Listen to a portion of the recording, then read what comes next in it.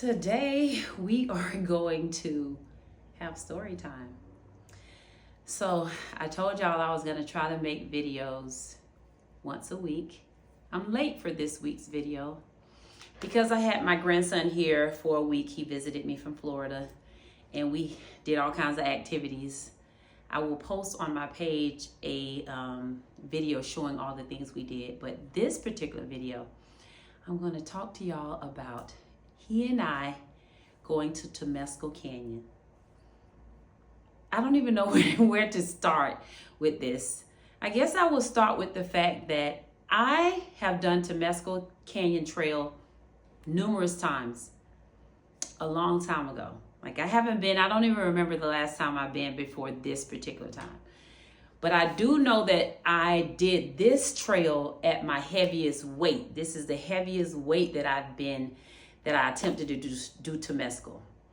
So I'm first gonna say, when I decided I was gonna take him to do the trail, he was excited. He wanted to do activities while he's here in LA. He wanted to be outside.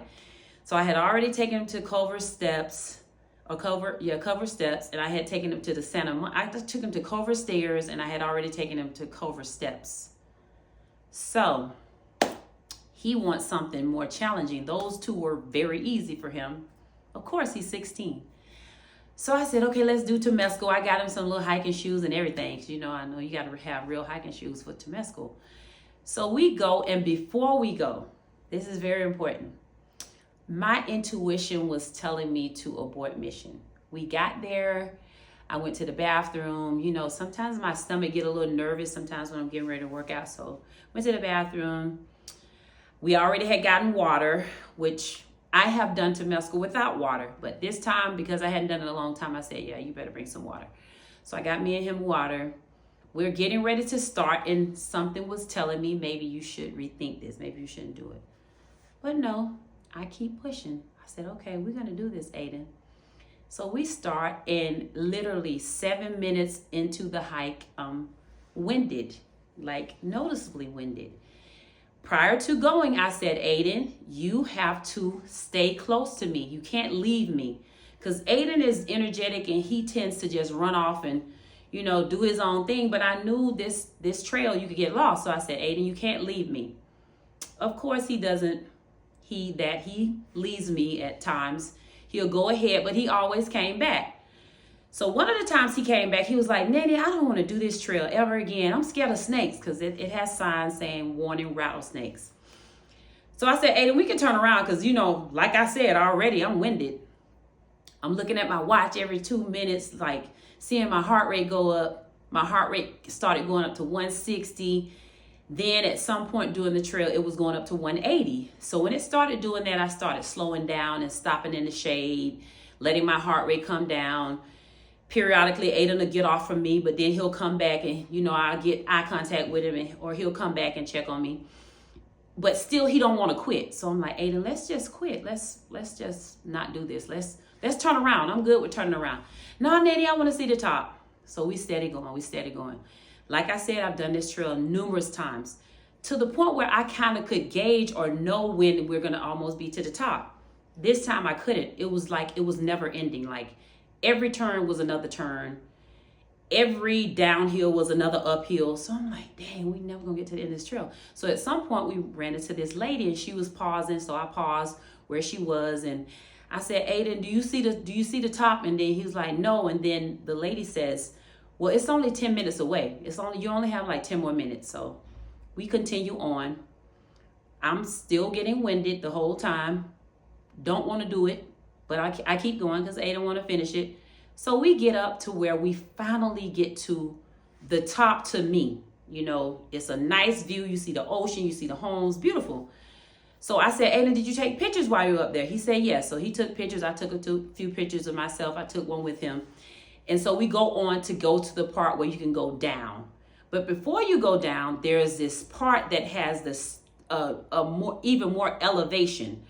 And I used to run up that part back in the day, like a long time ago. Me and my son, my youngest boy, we used to run up it. So I used to have the stamina.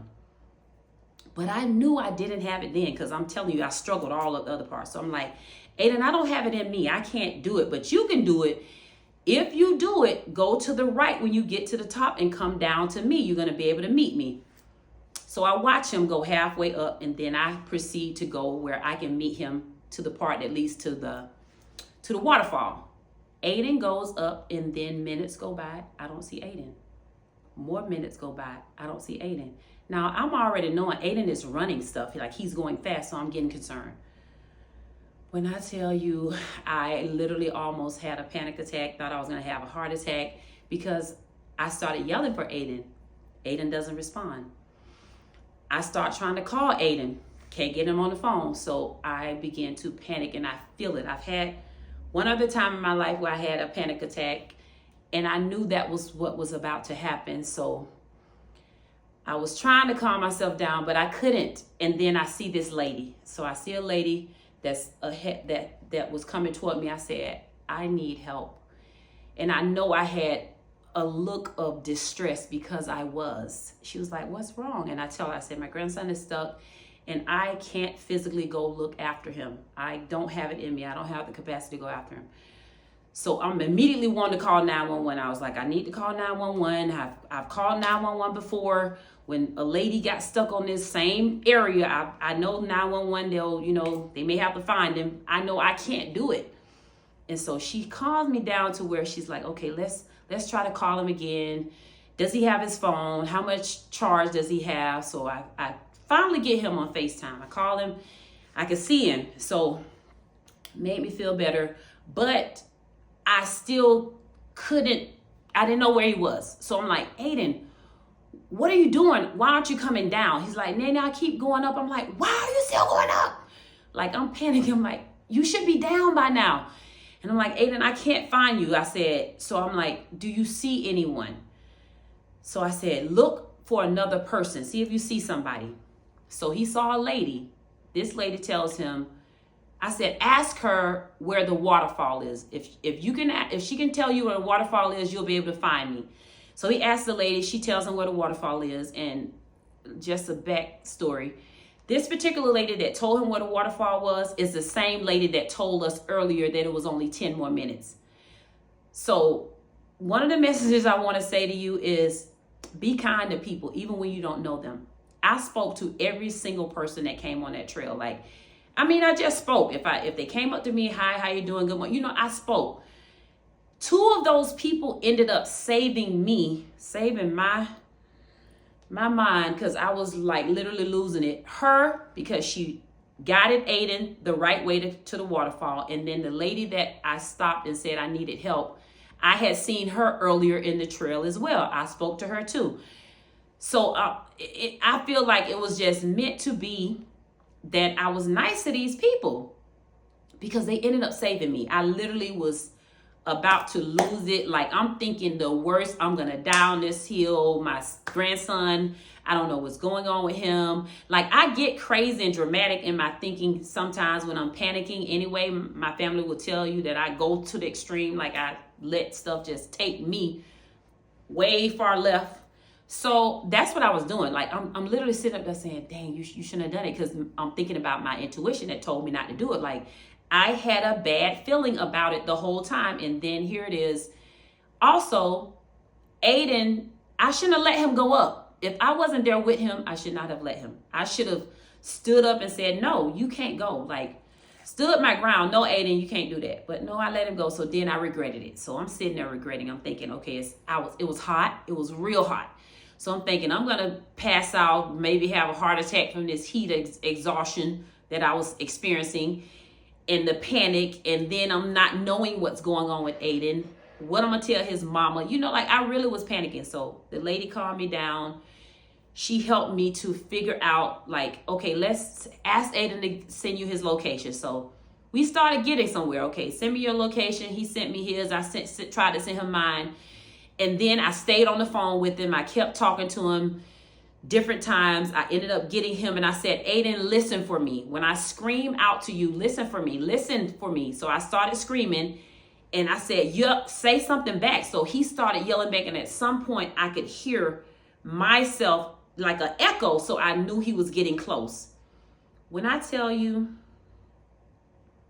me seeing that boy with that white t-shirt come down that mountain, it was the best feeling. I was like, Lord, thank you, God, because I literally was losing it. And I thank that lady that stayed with me the entire time until I got him. I'm gonna post a photo of her. I'm gonna actually put her on this video in the end, because she really saved me that day. Like, I was so grateful for this stranger. Like, she could have just kept on about her way, but she stayed with me. She stayed with me until I got him. Then she gave us water to fill up our water so that we can get down. Like, this lady was a saint. So you never know how someone is going to help you that you just meet. This was just a random encounter. But those two ladies that I was just cordial with, just speaking and having a little conversation, they ended up helping me tremendously. Because, you know, Aiden wasn't stressed out. Aiden was fine. Like, Aiden just thought he was going to a different top. Like, he was going even further than I ever been. I'd never been where he was headed. But he was kept going up because the girl was going up. And I was like, no. So he wasn't stressed. It was his grandma, me. I was losing my mind. But once it came down and everything was fine and he was good, I had such gratitude to those two females. Like, they really saved me. They kept me from really having a full-on panic attack, which could have led to something else. I don't know. I was out in an element that I wasn't used to with the weight that I had, and it was hot. Typically, when I go on trails, I try to go early in the morning because I know how I am with heat. I overheat. My body overheats naturally. So, moral of the story is, I wish I had listened to my intuition and went and didn't go. Like, I wish I had just aborted mission. I don't know. I mean, now that I survived it and Aiden is fine, I learned from that I'm really out of shape. Like, I need to get this extra weight off of me because I used to do that trail all the time and I never had issues like I had with it this time. So yeah, that's like it's like a kick in the butt for me. Like, girl, you gotta reel this back in. Like, you really needs to take better care of yourself. So yeah, that's what I plan on doing. But thank you to both ladies for being there for me and my grandson. Y'all are godsends, and I thank you. I'm so grateful. Yeah. The story, it ended up a happy ending. Me and Aiden got down the trail. We got to the waterfall. We took photos. And when it was all over, we were supposed to have done the Temescal Canyon, followed by Santa Monica Pier, followed by Venice Beach.